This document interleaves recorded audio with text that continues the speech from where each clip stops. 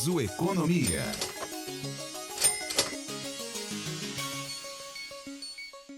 Oi, gente, estamos de volta com o nosso Niso Economia, aqui pela Rádio Niso, também os nossos canais de comunicação, o nosso canal no YouTube, né? O Labicom, o Niso, também no TikTok da Universidade de Sorocaba e, obviamente, saudar aí os nossos amigos, o ouvinte da Rádio Cantate FM 104,3 na cidade de Votorantim, também acompanhando o nosso Niso Economia. Depois de um período aí de recesso, já estamos de volta, já tivemos aí 2 programas muito bacanas, muito importantes, interessantes, e hoje nós recebemos o nosso professor Marcos Canhada, também titular absoluto, assim como o professor Renato Vaz Garcia, aqui desta cadeira, para a gente falar sobre economia, sem o famoso economês, e tentar entender um pouquinho de tudo isso, todos esses números, essas coisas que a gente ouve falar, mas muitas vezes fica difícil para a gente entender. Lembrando que o nosso Niso Economia é um produto aqui do Labicom, da Universidade de Sorocaba, a técnica hoje é de João Aoki, a apresentação de Douglas Vale e a coordenação geral é da professora Evenice Batista, que é coordenadora aqui do nosso Labicom. Professor Marcos Canhada, bem-vindo de volta depois do recesso. Tudo bem com o senhor, professor? Tudo bem, voltando com carga, com a pilha renovada, né? Começando as aulas, motivado. Isso é muito importante. A vida precisa desses intervalos, né? Para a gente recarregar a pilha e voltar. Estamos voltando aí, agradeço a oportunidade do Labicom, toda a equipe aqui, por a gente poder estar batendo esse papo aí periodicamente, levando um pouco aí da economia, né? Sem o economês, como você falou, isso é muito importante, tentando traduzir aí os efeitos e ajudar a sociedade a entender e navegar na economia, isso é muito importante. A renda escassa, né? Precisamos sempre encontrar mecanismos de gestacionar os recursos escassos. E é importante falar sobre isso, né? Semana passada nós conversávamos com o professor Renato Vaz Garcia sobre o tarifaço imposto pelo governo norte-americano, o governo Donald Trump. E às vezes fica difícil, né? Você explicar isso para as pessoas de uma forma mais simples, né? O que é esse tarifaço, o que isso vai implicar na vida da população como um todo. Ah, mas eu não sou empresário, como é que isso vai implicar na minha vida? Não, tem implicações na sua vida, vai trazer problemas, pode trazer desemprego, pode trazer uma redução. O senhor citou um trecho aí da questão da renda, né, escassa, pode trazer uma redução ainda maior nesta renda que já está escassa. Então, é preciso que as pessoas entendam esses números, mas o senhor é técnico, o senhor é especialista na economia, entende os números e a forma com que a economia é falada. Mas a nossa população, nem todo mundo consegue entender. É importante a gente tentar traduzir realmente essa fala, né? Isso é muito importante. É para isso que a gente trabalha com a economia. É importante levar ao cidadão cada vez mais o entendimento de como ele navega nesse cenário, né? Entendendo, como você falava aí, da questão do tarifaço, né? Bem dito, quer dizer, afeta emprego, mas eu não trabalho com exportação, mas vai diminuir, vai haver competição e talvez te afete. Então, não é bom. A questão econômica, ela precisa andar equilibrada. Nós usamos sempre a palavra equilíbrio como ponto-chave. Quando há um desequilíbrio, como agora a gente está enfrentando, de uma possível retração nas exportações de itens específicos, vai impactar de forma significativa alguns setores, e esses setores há uma preocupação muito grande, e os outros setores poderão pegar respingos aí. Então é importante que a gente tenha sempre a preocupação e entendimento. Vai diminuir eventualmente a renda do país, né? O PIB é formado pela renda líquida do setor externo também, não é só esse componente, mas é um componente, e se diminui a arrecadação, diminui as ações sociais, enfim, sempre temos efeitos, é sempre preocupante quando a gente tem alguma coisa que afeta a economia. Professor, essa não era exatamente a nossa pauta, e a gente vai entrar na nossa pauta daqui a alguns instantes, mas é que chama a atenção, e essa questão do tarifaço, infelizmente, ela tem sido falada, e é bom sempre, toda oportunidade que eu tenho de tentar explicar alguma coisa em relação a isso, é sempre importante. Eu vou contar com a ajuda do senhor agora neste quesito. O Brasil está tentando negociar, então tem um grupo de 10 ou 12 grandes empresas produtoras de carne, da proteína animal, que estão em negociação. Inclusive algumas dessas empresas, alguns representantes dessas empresas já estão no Irã para tentar negociar esta carne, porque aquele país tem uma capacidade de absorver muito da nossa carne, da carne que é produzida aqui, que os Estados Unidos vão deixar, obviamente, de consumir esse produto. É importante essa negociação e essa tentativa de abertura de um novo mercado, né, professor? Porque eles têm lá no Irã, eles têm uma capacidade de absorver e de chegar aí, hoje, se não me falha a memória, eu li os números essa semana, é o 5º país que mais consome a nossa carne, mas pode chegar a ser o 2º país que mais consome a nossa carne. É importante que a gente consiga abrir esse mercado, que a gente possa exportar essa carne para a gente não ter as perdas que são esperadas, especuladas pelo menos nesse momento. Especuladas, né? Porque sempre há uma retração lá do Trump, ele vai e vem com as suas tarifas, né? Mas é extremamente importante, né? Eu costumo dizer que na crise, e aí nesse momento há uma crise nesse setor, né? A gente pode crescer. A gente precisa entender que nesse momento temos que encontrar, tanto com os Estados Unidos, canais de negociação, e precisamos fortalecer isso. Existem aspectos políticos aí que acabam trazendo entraves, e a gente precisa gestacionar isso, precisa retomar lá. A China tem feito isso, outros países têm feito isso, nós temos que fazer também. Mas em paralelo, os Estados Unidos não querem mais o nosso produto, nós temos que achar onde colocar. Não é tão simples isso, né? Não é simplesmente falar, olha, Irã, sobrou aqui X toneladas de carne aqui, eu quero mandar para você. Tem questões sanitárias, tem negociações, eles também têm necessidades, eles estão consumindo isso de outros países. Então eu preciso bater na porta, abrir espaço, os empresários têm que fazer isso e o governo federal tem que fazer isso.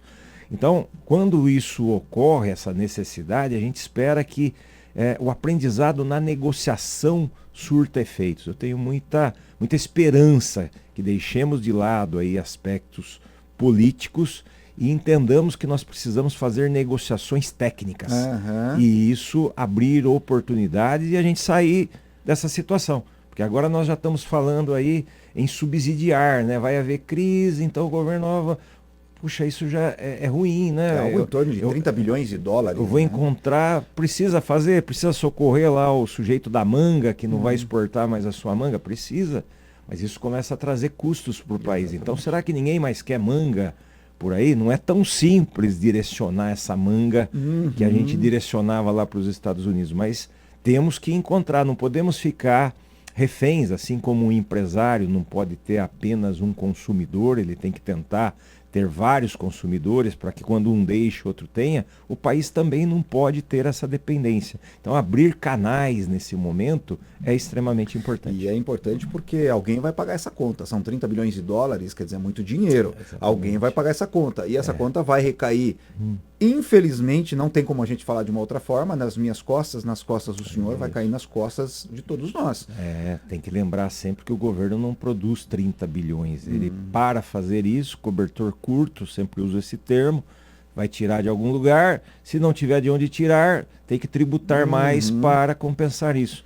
Então não é bom. Mas num momento de emergência, muitas vezes o subsídio ali para socorrer, o Trump falou a partir do dia tal, e causa um transtorno. Então, mas nós temos que encontrar alternativas para que a indústria se recupere, que os Estados Unidos volte a desejar o nosso produto e que, se ele desejar menos, a gente procure desejos em outras partes do mundo. O mundo é grande, a gente precisa estabelecer conectividades, e essas conectividades, de repente, os Estados Unidos voltam a querer e eu consegui lá, olha, agora nós temos dois e o mercado cresce e a gente cresce. É uma coisa, se tem, eu costumo dizer, para você que está acompanhando o nosso Niso Economia, eu costumo dizer que sempre que a gente está com o professor Renato Vaz Garcia, o professor Marcos Canhada, é uma aula. E se tem uma coisa que eu tenho aprendido nesse último ano, a gente quase que semanalmente falando aqui sobre economia, é na questão de criar oportunidades. E o empresário, ele precisa criar essa oportunidade. E o brasileiro, acima de tudo, ele é muito criativo com relação a isso. E essa criação de oportunidades é buscar essas oportunidades nos outros mercados. Tá vendo como que tem coisas que a gente vai aprendendo e a gente leva para a vida. Exatamente. Essa, com certeza, é uma das questões que eu vou levar para a vida. A gente precisa criar essas oportunidades. Né? Exatamente. A palavra crise, voltando nela, né? Toda vez que a gente tem crises econômicas, a gente tem dois caminhos: ou enfraquecer e falar, vamos, não vai ser para nós, vamos, ou a gente criar na crise um caminho de fortalecimento. Então precisamos estimular os empresários, o governo, a entender que há uma crise aí com os Estados Unidos, que é um grande direcionador das nossas exportações, mas nós temos que negociar com ele para que ele entenda que o nosso café é bom, que a nossa manga é a melhor e que o nosso preço está adequado. Né? Tem aspectos políticos, precisamos resolver isso para que a questão técnica fique aí como prioridade. Eu costumo dizer, né, que o Niso Economia, a gente vai navegando, vai flutuando, e a gente sai da pauta, volta na pauta, a gente vai voltar na pauta agora, porque a nossa pauta é a cesta básica sorocabana, saiu no último dia 12 aí, esse comparativo de preços, como o professor Marcos Canhada, o professor Renato também tem falado muito, esse não é a cesta básica única, ela é tido produtos que são mais consumidos aqui na nossa região, então cada região do país tem a sua cesta básica, tem as suas peculiaridades. A nossa aqui tem alguns produtos que têm chamado a atenção. E este mês, essa cesta básica, ela teve uma pequena retração. Não é algo, uou, a gente tem que comemorar, soltar fogos e fazer festa. Mas já é uma pequena retração, algo em torno de R$15, 15 alguma coisa, uma retração pequena, sim, mas é uma retração que a gente tem que ser, tem que ser contada. Né? Isso, e já é o segundo mês, Douglas, que a gente apresenta quedas. Isso é bom. Ah, então está caindo, então está resolvendo. Não, nós estamos vindo de patamares muito altos. Entende isso? Então, quando a gente pega no acumulado, a inflação acumulada no ano, se eu pegar 12 meses, está dando 8%. Isso é muito alto. Mas se todo mês a gente começar e cai 1%, cai 0,5%, cai 1%, daqui a pouco a gente volta para o patamar de inflação do IPCA lá. Nós estamos acima. Isso é muito ruim, porque itens básicos com preços acima da inflação vai reajustar o salário do cidadão, não vai reajustar pela cesta básica, vai reajustar pelo IPCA. Então o seu reajuste vai ser lá de 5, mas a inflação do que eu consumo está de 8, isso gera desequilíbrio, diminui a tua renda, você começa a ter dificuldades, falta dinheiro, diminui a poupança, começamos a ter transtornos. Então, o que é que está ajudando, né? O que atrapalhou e o que está ajudando? O que atrapalhou para ir para patamares elevados foi basicamente clima. E o clima esse ano, que bom, foi melhor. Mais favorável. Então nós estamos produzindo mais arroz, nós estamos produzindo mais batata, nós estamos produzindo mais cebola. E nesse momento é visível, você vai para o supermercado e vê ofertas na cebola, vê ofertas na batata, preços interessantes. Poderia ser melhor ainda, mas comparado com o que vinham, eles diminuíram. Então, precisamos que isso continue a acontecer. Esse fator é sempre um fator que não tem controle, né? Vai chover muito daqui a pouco e vai atrapalhar esse cenário. Vamos torcer para que não, mas por isso que fazer previsões é sempre muito complexo. O que a gente pode dizer é que nesse primeiro semestre, nesse momento, esses itens vieram muito bem. A safra de batata foi muito boa. Tem a safra de batata das águas, né, que são períodos, a gente divide em período das águas e período da seca, foi muito boa. Sim. Depois entrou o período da seca, um período que retrai, mas foi muito boa também. O clima tá legal. Então tem batatinha sobrando aí. Agora dá para comer aquele lanche com batata frita, aquele bife com batata frita com mais tranquilidade. Tá legal. Tá num preço, pode melhorar. A cebola é um item que estava muito pesado, sempre foi um vilão aí. Tem melhorado, temos expectativas de começo de melhora aí em alguns itens que tem pesado muito, é o café, por exemplo, começa a haver sinais de que haverá uma melhora na safra de café, ainda não sinalizou de forma que a gente precisava, o café está lá num patamar violento, mas a tendência é que melhore, né? Nós temos itens aí que não estão na cesta básica, que eu tenho percebido melhoras que tiveram em patamares muito elevados, é o caso do azeite e dos óleos, a gente tem percebido aí já sinalizações. O azeite ficou muito tempo com a safra emperrada lá na Europa e é um item que não é assim. Sim. Ele começa a produzir. Então demorou, agora já está começando a recuperar aquela situação lá e começa a ter melhores ofertas. Então precisamos dessa conjugação, né? Nós tivemos, a gente tem usado um termo aí, os economistas têm usado bastante, a tempestade perfeita, né? Vários fatores, o câmbio não andou bem, o clima não andou bem, fomos lá para patamares muito elevados. Então agora a gente espera que todos esses fatores que interferem possam melhorar e que a gente devolva o preço para o patamar que precisa ser devolvido. Mas o consumidor, professor Marcos Canhada, ele pode ter expectativa de que esses preços do café, por exemplo, vou usar o café como exemplo mesmo, que nós tivemos aí alguns meses, algumas semanas, o café custando R$ 34, R$ 35, aquele almofada de meio quilo, pacotinho de meio quilo. Mas em outros momentos nós tivemos o café custando aí 18, 15 reais quando muito, entre 15 e 18 reais quando muito, e aí com preço já um pouco mais elevado, porque nós já compramos café ainda no ano passado, começo do ano passado, a 12 reais o pacotinho de meio quilo. O consumidor, ele pode ter expectativa de uma retração para chegar pelo menos naquele preço dos 18, 15 reais a almofadinha de café, ou a gente ainda vai manter um patamar aí de 23, 24, uns 25 reais? De forma lenta, né, dependendo desses fatores. Por exemplo, a questão com os Estados Unidos é um fator que pode, vamos dizer, quando os Estados Unidos rejeitam o nosso café, e o café está aqui, nós temos às vezes uma tendência de colocar mais oferta para o mercado interno, e essa tendência pode trazer o preço do café mais para baixo. Então, todas as tendências climáticas e comerciais mostram que haverá uma tendência, mas como subiu demais, não vamos ter assim, despencou. Sim. Eu acho que ele, a partir de agora, essa é a minha expectativa, ele comece a ter uma trajetória de queda, mas para chegar nesses patamares que a gente tinha, ainda não vai ser da noite para o dia, não. A gente vai levar aí alguns meses, eu acho que mais lá pro ano que vem a gente comece a voltar para um patamar que a gente viveu no passado. Demora para retomar. A gente falando da cesta básica sorocabana, e aí a Universidade de Sorocaba também disponibiliza isso semanalmente, um comparativo de preços. Perfeito. E aí a gente traz a cesta básica e esse comparativo de preços são dois itens diferentes, são dois produtos diferentes, mas que tem uma importância muito grande, porque você pega o preço da cesta básica, que teve essa retração de 15 alguma coisa, e você pega os preços, que é um comparativo de algumas lojas, alguns supermercados da região. É um outro comparativo e mostra também que a gente tem que gastar um pouquinho de sola de sapato, às vezes, na hora de fazer compras. Perfeito. Isso a gente vai estar sempre insistindo muito. Essa pesquisa que a gente faz semanalmente em alguns supermercados mostra que é uma diferença muito grande em todos os itens. 100%, às vezes 150%. Teve um item que me chamou a atenção, acho que 186%. São números absurdos. Por que isso ocorre? Porque cada ofertante dentro das... comprei muita batata, eu estou com estoque muito grande, eu vou baixar o preço essa semana. A gente coleta a fotografia daquele momento que ele está fazendo uma baita oferta. Então o preço dele foi lá para baixo e o outro não tinha essa condição de fazer esse preço. Então a gente precisa estar muito atento.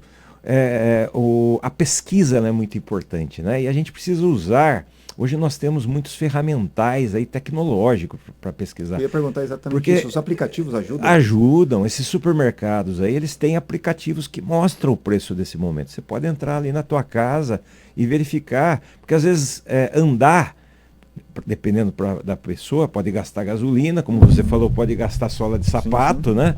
E isso acaba às vezes sendo um custo operacional. Então a gente tem que tomar cuidado com isso também. Mas nós temos ferramentas tecnológicas aí que você entra lá no site do supermercado X, e ele diz, batata hoje, então é batata que eu estou precisando, é lá que eu vou. Eu vou buscar nos melhores lugares, isso é muito importante. O professor Marcos Canhada já está tranquilinho, ó. Deu um tecozinho aqui no nosso microfone, já deu ajustada e não termina o raciocínio. É assim mesmo, é assim que a gente gosta. Professor, para a gente finalizar e ainda trazendo para essa questão, talvez tentando fazer uma ligação entre tudo isso que a gente falou hoje, taxação dos Estados Unidos, a criatividade do empresário brasileiro, possível perda de empregos ou não, a retração do salário, preço da cesta básica, valores que a gente tem que fazer esse comparativo de preço. E aí o Procon São Paulo traz um dado que chama atenção. Está mais caro comer fora. Primeiro que a gente tem essa pesquisa, obviamente, direcionada para a cidade de São Paulo, para a capital, mas isso pode ser trazido facilmente, tranquilamente, para o interior, para a cidade de Sorocaba, para a cidade de Votorantim, cidades limítrofes aqui. Tentando fazer uma ligação de tudo isso. Está mais caro porque tudo isso está influenciando esse valor, esse preço de comer fora, né? Perfeito. Primeiro, eu colaboro aí com a pesquisa do Procon, eu também faço esse consumo fora de casa e tenho percebido, né? Ontem mesmo eu estava falando sobre isso, né? O local que eu vou, comecei a perceber, nossa, toda semana está ficando um pouco mais caro. Eu estou comendo mais? Não. Eu estou comendo a mesma coisa e o preço está ficando mais alto. Então, é um fato, isso está associado exatamente à questão a variação que o Procon aponta é algo em torno de 8%, não é isso? Exatamente. E nós temos também a variação em um ano aqui em torno de 8%. Os itens da cesta básica, carne de primeira, carne de segunda, cebola, batata, está no prato da alimentação fora de casa. Então ele está afetando lá o comerciante, o ofertante, o prestador de serviço, e ele vai ali tentando segurar até que chega um ponto que mexe com o lucro dele, o empresário tem que buscar lucro para ter a sua existência. Ele falou, opa, agora não dá para me segurar mais. E ele começa então a colocar preço. Mas é importante a gente perceber que às vezes dentro do cenário, assim como a gente falou no supermercado, existem outros ofertantes. Então eu, por exemplo, tenho feito essas escolhas. Tem 2 locais que eu almoço normalmente aí durante a semana, e um está subindo, eu venho percebendo, subindo. Eu falei, agora foi a última semana que eu fui lá. Falei, não, agora eu vou esperar, vou ficar de olho nele, gosto dele, então isso é importante para o consumidor, a gente não pode deixar de atender às nossas necessidades, às nossas escolhas, mas eu vou colocar ele na geladeira um tempinho, entendeu? Aguarda aí um pouquinho e eu vou lá no outro que me atende também e que está com um preço melhor para as minhas necessidades. Então, vou repetir mais lá, vou tentar, e essa sinalização, se todo mundo fizesse, né? O cidadão vai perceber, ó, estamos vendendo menos quantidade, então eu preciso achar uma alternativa aqui para recuperar esse pessoal. Então, essa ação do consumidor, ela é muito importante. É tomar as medidas de busca de alternativas, mesmo que às vezes sacrificando as nossas necessidades. Essa palavra sacrifício, ela está sempre junto com a economia. Ah, mas eu adoro aquilo ali. Eu sei, mas deixa um pouquinho aquilo ali, faz um sacrifício, porque isso vai ser bom para o país. Ah, mas eu posso comprar, eu tenho dinheiro. Faça um sacrifício num certo momento. Em casa, com a minha família, eu exercito muito isso. Ó, pai, queria aquilo ali, nós vamos deixar um pouco, tá? Por quê? Porque tá caro, nós precisamos sinalizar para aquele ofertante. Agora, se só eu fizer isso, não vai trazer efeito. Se todos fizerem, isso gera... E os países desenvolvidos têm preços mais controlados porque exatamente fazem isso com mais intensidade. Nós precisamos vender essa ideia e fazer esses sacrifícios às vezes. O secretário de Desenvolvimento Econômico aqui de Sorocaba esteve recentemente conosco aqui e ele deixou uma palavra que me chamou muita atenção, que quem não toma o remédio amargo agora, dificilmente vai saborear o chocolate lá na frente. E tem momentos que a gente realmente... A fala do senhor vem muito de encontro com o que ele falou, que tem momentos que a gente precisa fazer o sacrifício, tomar um remedinho amargo, para lá na frente poder comer o chocolate com tranquilidade. Faz parte. E o japonês faz isso, o americano faz isso, o europeu faz isso. Nós precisamos começar a fazer também. Mesmo aqueles que não precisariam, né? Então, eu posso comprar esse produto, eu tenho, mas faz pela sociedade, entendeu? Olha, ele está absurdo, ele está em patamares elevados, eu vou reagir. Se todo mundo combinar, e por isso que nós estamos falando, esperamos que essa nossa fala multiplique, né? Se todo mundo começar a fazer um pouco, a gente melhora a sociedade, é isso que nós precisamos. Professor Marcos Canhada, como eu digo sempre, é uma aula ter esse bate-papo com o senhor, é um tempo curto, mas um tempo que a gente aprende muito, que é muito rico, e eu espero que essa riqueza também chegue aos ouvidos e aos olhos de quem está acompanhando o nosso programa. Só posso realmente agradecer, daqui 15 dias a gente está de volta aqui. Perfeito. A gente espera que não esteja tão em ebulição assim, Isso. mas a gente sabe que tem coisas para a gente tratar ainda, então daqui 15 dias a gente tem mais um bate-papo aí para tentar explicar um pouquinho mais desses meandros da economia. Obrigado mais uma vez, uma excelente semana e um bom retorno às aulas aí. Eu que agradeço, estaremos aqui, parabéns a toda a equipe do Labicom por essa iniciativa. Temos trabalhado bem, eu acho que isso vai chegando aí para a sociedade e nós vamos fazendo uma cidade melhor, uma região melhor, né? Chegamos aí em Votorantim também, né? Isso aí, vamos fazendo a nossa região melhorar. Isso é bom, viver numa cidade melhor sempre. Tá certo. Bom, o Niso Economia fica por aqui. A gente volta na próxima semana. E lembrando sempre, né? Agradecendo a sua participação, você, ouvinte aí da Cantate FM em 104,5 em Votorantim, você que acompanha o Niso Economia nos nossos canais digitais, também lá no canal digital do professor Marcos Canhada, Marcos Canhada no LinkedIn. O LinkedIn é o meu forte, mas tenho lá também no Instagram, siga a gente no Instagram, eu sempre estou publicando um pouco da minha vida lá, não só na economia, mas as minhas corridas, é legal, chega lá, a gente está sempre à disposição. E também o laboratório de CSA aqui da Universidade de Sorocaba, é só entrar lá, procurar o laboratório de CSA da Uniso e você vai ter muita informação sobre economia também, professor Marcos Canhada, professor Renato, dos professores que fazem parte deste curso aqui na Universidade de Sorocaba. Bom, gente, as aulas estão só começando. Para você que quer ingressar na universidade, ainda dá tempo de você fazer o seu vestibular. Entre em contato aqui com a nossa universidade, faz o vestibular e vem estudar junto com a gente, aprender um pouquinho mais também sobre todos esses temas que a gente traz por aqui. Lembrando, técnica hoje de gravação de João Aoki e a coordenação geral é da professora Evenise Batista. Um grande abraço, uma ótima semana e até a próxima edição. Niso Economia.